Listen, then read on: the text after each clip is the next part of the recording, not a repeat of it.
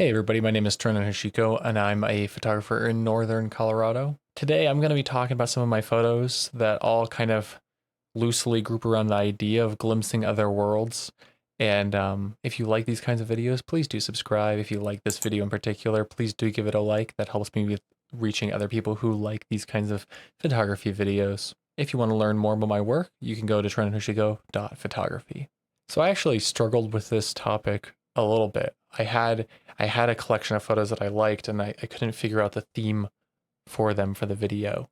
And then I suddenly realized that these were kind of glimpses into another world. But then I had these two that I kind of felt were, but I don't think quite met it well enough for a general audience. And I had too many photos, so I went and I was looking to see about photos I could replace them with or change them out. And before I realized I had too many photos, and I found these two others, and I brought them in, and then I was thinking about them all, and I was like, okay, those fit really well, and I was like, okay, well maybe they push these ones out, so I had them all for a while, and then I eventually took those two out. So you'll see them in a different video. They're landscapes, and I didn't feel like while I felt they were kind of otherworldly, I didn't feel like the idea of a landscape just by itself was enough of the idea of being otherworldly. And I think you'll see as I go through here, even though some of these are very natural things, the feeling is unnatural or otherworldly. Kind of today, I'm just talking about these ideas of how we strike feelings either in the moment, well, I guess in planning a photo, in shooting the photo, or in how we view the photo afterwards. And so the first one here is a photo that is one of my older photos, not like new at photography, but definitely when I was getting the idea of, hey, I really like doing this and I want to do this a lot more. And this is kind of part of a collection of night street photography that I was doing, mostly street photography of architecture. This is a cafe in Denver that I just happened to go into to get some coffee. It was pretty late at night. It was probably like 11 or 12. And this was many years ago now. This is a really old photo. It just, to me, is otherworldly in the sense of like it's the middle of the night. It's very lonely in here. There's just a couple folks. And what's actually interesting is there's a fire truck that's going by, and you can see it in the glass of the window that's the most full close pane on the left side. You can see the fire truck going by, and its sirens were loud, and so everybody who was there at this late hour in this diner did turn and look at the fire truck going by. And so there's just this kind of like sudden moment, which I think is the idea of street photography. And I'm generally pretty cautious about street photography in terms of showing people's like faces. And I think this one has everybody generally anonymous enough, not showing like their full face or anything like that, just for privacy consideration. But the kind of the feeling of everybody's posture as they turn and they look at the fire truck is what really interests me, and it is otherworldly. And I think making it black and white just adds to that idea. And I gotta say, I love all of the lights hanging above the tables, how they just glow and then reflect in the windows has always been something that has been eye-catching to me. And that world beyond the windows that is both the real world through the windows with the reflection of the lights and the space on the inside overlaid on it creates that otherworldly feeling also, in my opinion. So completely different, but still a little bit of an older photo. I took a photo series. This is not all of them that I'm going to show today, but there's three of them, I believe. A photo series on December 31st, 2019, and I called it The Last Light of the Decade. And it was just that, the last light of the 2010s decade. And so the kind of the ideas that I went into with it are, I want to have the golden nature of the light. I want to have shadows. I want to have a lot of like looking upwards in the sense of like looking forward to things. I will say that that changed significantly.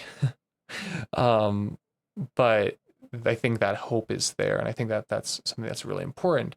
So this first photo is just that. We are looking at branches that have golden leaves on them from the fall that still haven't fallen off, and all of them are being hit by this golden light, almost silhouetted in some areas against the blue sky. Photos that look up through branches is something that I really like to shoot. And so I think this captures that idea and that spirit well. And I love the colors that I was able to get. And so it's like, if it was the last light of the decade, but it was like a muggy day, I don't think this would have the same feeling. Not nearly. I think this captures that moment and that essence of time. And so that's why I'm saying that these are a glimpse into another world, especially a world leaving 2019 into 2020. And so once again, this is the same idea here. Just walking around and seeing some trees that have this orange, lovely sunlight to it, silhouetted against, it's not full silhouette, but partially silhouetted against that bright blue sky. And then we're joined in this photo by a squirrel. And that's a squirrel that I see sometimes. I think at least it's the same squirrel. And I love that squirrel. Squirrel's really funny. And there's something extra cozy about having a small creature as a guest in your frame in this kind of contemplative moment of, this transitionary period of the New Year's light on the decade change. The other thing I love about this photo is the clarity on the branches. Everything scraggles out so well and literally has these hard black shadowed edges, or these bright yellow edges, and some of them are almost like split, where part of it's in the shadow and you can see underneath the branch enough, and part of it's in the light. And all of that contrasts well against both of itself and the sky behind it. I love taking photos of trees. Trees are one of my favorite subjects, and I'll have another video a little while from now that I think is going to be similar in terms of trees, but different in terms of how I capture them and how I present them. And I think that's an interesting juxtaposition too. Every single thing that you can take a photo of has a million different ways to photograph it. And I think that's part of what I love about this art. And so this one is one of the final photos in that series. The focus in the foreground is not perfect, but that's okay, because what it does is it captures the feeling here. So this is me and my partner, and we're doing a shadow portrait. I love doing shadow portraits, especially with her. There's something about it that is so fun and playful and almost mystical seeming, and especially one that's done with the last light of an entire decade. I find that really cool. So, do I mind that the focus is a little off on the foreground? No. I actually almost think that the focus being slightly off rounds the shapes of the shadows just a little more. It just smooths everything out. And the contrast of that versus the lines of the bricks is something that I do like. And the idea that this is a very specific moment in time, just a couple minutes, and even this photo probably wouldn't be the same 30 seconds later, is something that is very special and, like I said, otherworldly to me. And you have to love that golden light. That golden light is absolutely gorgeous. If I remember correctly, when I edited these, I didn't do much to actually make, the color tone any different. If you look at the white trim there on the window, it's pretty decently white, maybe slightly tinged orange, and so the light itself was just this wonderful, glowing, almost like dreamlike or film-like level orange.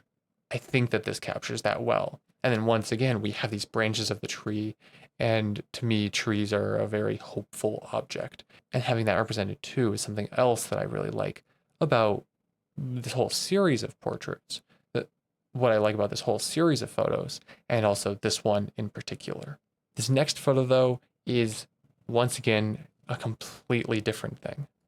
If you've watched any of my other photography collection videos, you'll probably remember that I love using the Olympus EPL1. It is from like 2009. It is not super high resolution, but I love how it handles the colors. I love its form factor, and I love using a body cap lens on it. And in this case, I shot this photo through some stained glass. I was somewhere that had this like stained glass window. I just put the camera up to the stained glass. I don't know if it was like the green one had the biggest space for me to put the lens on or what, or exactly why I decided the green in that moment. But I put it there and I took the photo, and I think I had to like lower the shutter speed a little bit. So there's a little bit of a blur, probably from a little bit of my hand shaking or something, while also having like this distortion from the glass. Everything is, it's almost like looking through a green glass bottle to a degree. It does feel to me very otherworldly. It's not something you would get with just a regular other kind of filter. It's distorted overall, but I really like this photo. I'm sure that a lot of people will not like this photo, and I'm sure that a lot of people won't even get to this part of the video in particular. But I really like this photo. I think it does something that feels interesting. And I've always been somebody who likes to shoot through weird windows and weird colors and weird objects that are semi-transparent. I love using like sunglasses and shooting through sunglasses and just getting something that's a little bit distorted by those like distinctly imperfect non-photography lenses. And I think the way the sky handles the green adds something else. It's very mystical to me, this photo. I gotta know if anybody else likes this kind of thing. If you do, tell me in the comments, because I love it, honestly. But I can see that it's not for everybody. And similarly, something that I also like to do with my photography is make glitch art.